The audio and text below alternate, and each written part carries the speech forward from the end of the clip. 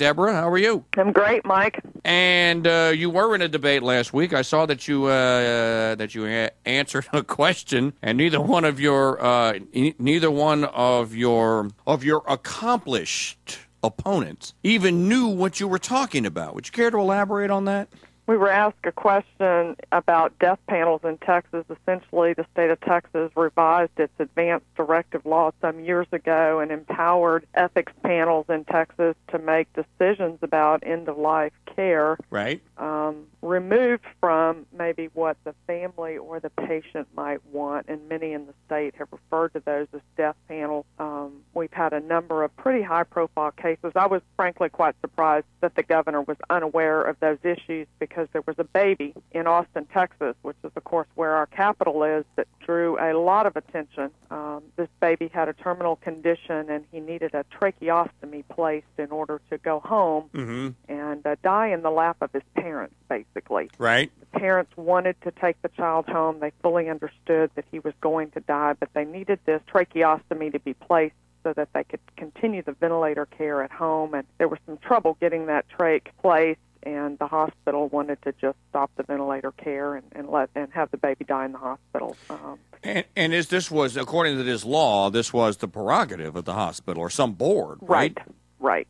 And there were citizen activists, attorneys included, who stepped up to defend the family, and ultimately the child was able to go home with his parents. But it was a high-profile case that certainly I would have thought would have garnered the governor's attention. This was a bill that passed the Texas legislature when Rick Perry was actually the lieutenant governor. So it went through the Senate chamber on his watch, and something that these many years later is it has garnered a lot of publicity in the pro-life community, and especially in light of, the Terri Schiavo case from some years ago in Florida. You would expect that everybody would be looking at, well, what are we doing in our own state with situations like that? Do we have our laws in place correctly so that we don't find ourselves in that kind of a situation? So I think there a number of indicators there. I've been saying I think we've gotten fairly sloppy in government, and while you can't blame necessarily or wholly blame the rank and file, I think you've got to look to the leadership, no matter what kind of organization, whether it's a government one or a private sector one, direction of that organization, a desire to achieve excellence. The tone for that is set at the top. And everywhere we look, as we turn over stones of state government, we find corruption and malfeasance and just kind of a dirty underbelly. I hope to raise that bar in Texas to say, no, we're going to be frugal, transparent, accountable, and serve the state of Texas with excellence. Let's raise the standard here. And boy, we had a great debate, or great response. I don't know that the debate was so great. It's hard to get into the issues. Wait a minute. How many questions did you actually get? Did you get to answer all the questions that Perry and Kay Bailey got to answer, or were you just like the lady over there on the side that had the lampshade on her head, and they went, hey, there's some other chick over there. Let's ask her. Yeah, I think my legal counsel was there to make sure we got a fair amount of questions, okay. And I think he said our timing was actually pretty good. But well, good. It's an hour, and you got 3 candidates on stage, so everybody gets 20 minutes or so, and it's pretty quick to discuss all the problems facing a state. But boy, the reaction's been great. I've heard time and time again, oh my gosh, you answered the question. I said that's kind of a sad testimony to where we are as a people, that you're surprised when a candidate answers a question. Do you see a corollary in Texas? As I mentioned before I put you on, and a bunch of people screaming and hollering at me for because I should, guys like me are going to cause Martha Coakley to get elected. Because after the fact now, I'm talking to Joe Kennedy, who is the actual conservative candidate in that race, as I view conservatism. Now you, Debra Medina, who is candidate for governor in Texas on the line with us, you are, as I view conservatism, you are the conservative candidate in the race for the governorship of Texas. You are in a primary.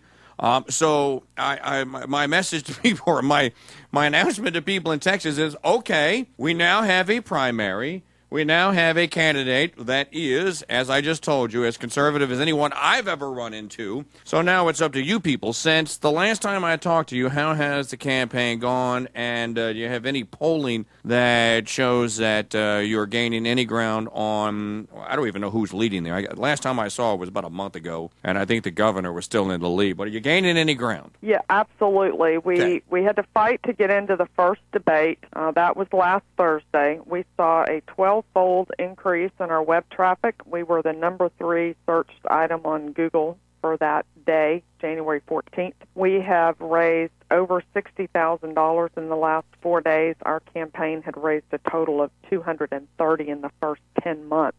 Okay. And so in 4 days, we've raised $60,000. We're a long way from the millions of dollars that Kay Hutchison and Rick Perry have, but we, I think, have maybe hit our tipping point. I won every debate poll that went up. Most of the television and newspaper websites around the state put up a poll who won the debate, and every poll showed me winning the debate hands down. As the lowest number we saw was 62% of the people said I won, as high as 92% said I won.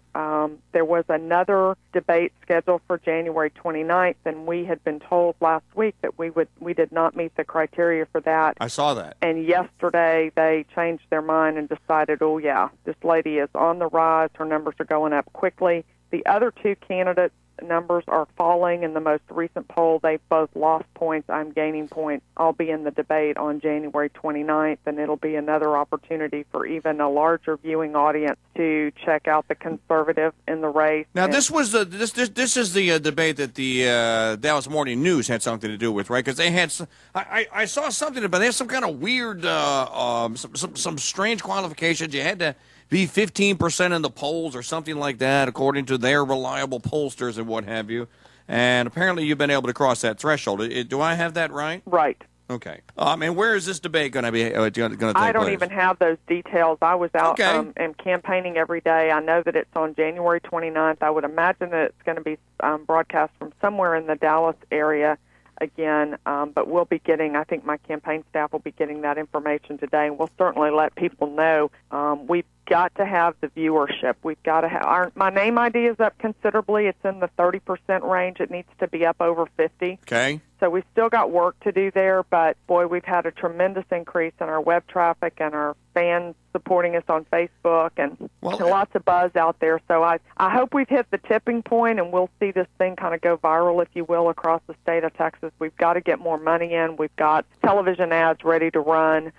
People can check out the campaign at medinafortexas.com. That's MEDINA for Texas.com. Right. And you can find her on Facebook as well, Debra Medina. Now, if some of you are new listeners, Mike, I don't know anything about this woman. I prove that she's a conservative. So let me ask a couple of really succinct questions that should remove any doubt. I can't remember what year it was, Deborah, but there was some law out there that the state of Texas could require young women to receive some vaccination for this god-awful stuff that is called Gardasil. And I believe it was Governor Perry that signed that law, and you have called him on it. And what is your stance on that law? Well, and Governor what should be Perry done? actually bypassed the legislature and issued an executive order in Texas mandating that every 11-year-old girl in the state of Texas receive that vaccine. I am wholly opposed to any kind of mandatory vaccination schedule. Vaccines ought to be decisions that parents and physicians make.